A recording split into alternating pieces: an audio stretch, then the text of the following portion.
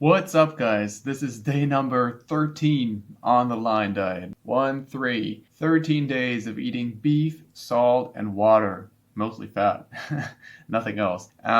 So today I wanted to talk a little bit about the importance of keeping a journal, of keeping a food log of what you eat every day, and keeping a track of your symptoms and of how you feel that day and the day after. So I've been doing this for about 2 months now since I started the carnivore diet back in back in end of December last year. And I've been tracking what I eat, how much I eat, and what the fat content is of the meat that I eat. So I know exactly what I put into my body, and then I can track how it makes me feel over the next few days. Because trust me, you will forget what you ate a couple days ago, right? Especially if you eat a varied diet, you just don't know what you've been eating. And if you're still eating carnivore, if you're eating a lot of different foods, meat, then you will want to know which of those foods are causing you symptoms, which of those foods are making you feel bad. And sometimes the symptoms only appear a couple of days or even weeks after you ate the food, which makes it super complicated to keep track of which foods are actually inflammatory in your body, which foods are causing disease, which foods are making you feel generally unwell. So it's super important to keep track of this. In the beginning, I made the same mistake because I did not keep track of the foods I was eating, and I was just like kind of going like I was remembering what I was eating, trying to remember, and then kind of getting it wrong, getting the day wrong. So I correlated the symptoms, not really precisely with the food that I was eating, but when I realized that the foods I was putting into my body were directly linked to my eczema, to my asthma, and to my allergies, I really started to pay attention to the foods that I was eating and writing everything down. So in my journal, I have a column for the things I do every day. I have a column for the foods I eat, and then I have some markers that I track, which are how I feel. This includes how I sleep, this includes my mood, my energy level, and my digestion. So those are the most important markers you can track in your physical health to give you kind of an overall picture of how you're doing.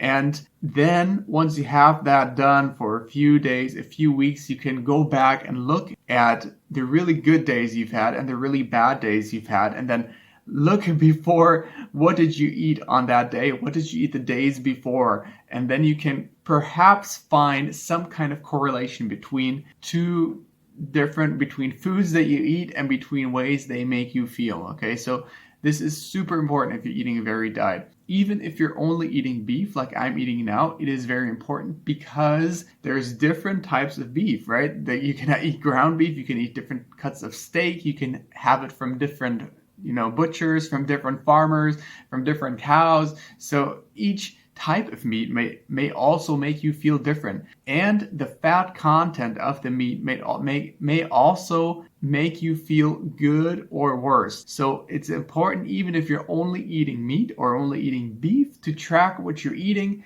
where the meat is coming from that you're eating, and what the fat content is of the meat you're eating. Personally, for me, I have found some really good butchers that have cows that are grass-fed. They stand a lot outside on the meadow. They eat a lot of grass. They're organic, pasture-raised cows. And then I've also noticed that if the beef that I'm eating has a lot more fat, so I try to get ground beef, for example, with a fat content of around 30%. If I eat more fat, it tastes better to me and I feel better. So I've tracked the lean beef days and I've tracked the fatty beef days, and I clearly noticed a big improvement in my overall energy, in my digestion, and even in my hormones, in my sex drive. So it makes a huge difference also what kind of beef you're eating. So yeah, it's really important. If that is the only thing you do, even if you're not on this diet, even if you're not on any crazy diet, if you have eczema, asthma, or any autoimmune issue, it is super important to track what you eat every day, how much you eat,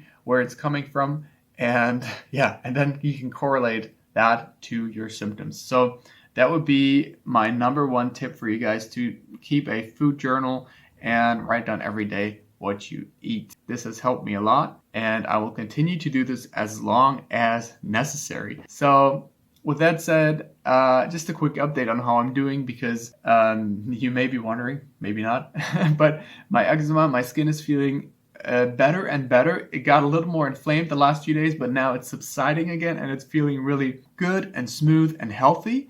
There's still some red marks and it's still a little dry on some places, especially on my arms, but in general, it feels really good, and I'm hopeful that it will continue to progress because I've only been doing it now for 13 days, very strict. And if I continue going for another 2 weeks, perhaps it will clear up completely. With regards to my asthma, my breathing, it's actually been fantastic because I have not had to use my asthma medication for a full week now, which I don't know. I can't remember the last time that happened. I think that was probably 10 years ago. And my breathing is good. I'm not suffering through. I don't need any medication because my breathing is just clear. I can breathe deeply. I can exhale without any resistance, which is, it's a very freeing feeling to be able to do that without taking any cortisone medication, right? Fantastic. My nose gets a bit stuffy at night still sometimes. I hope maybe that can be resolved somehow as well. But we'll see. It's only the start of a big, big journey. So, I think that's it for now. Hope you guys are doing well. And catch you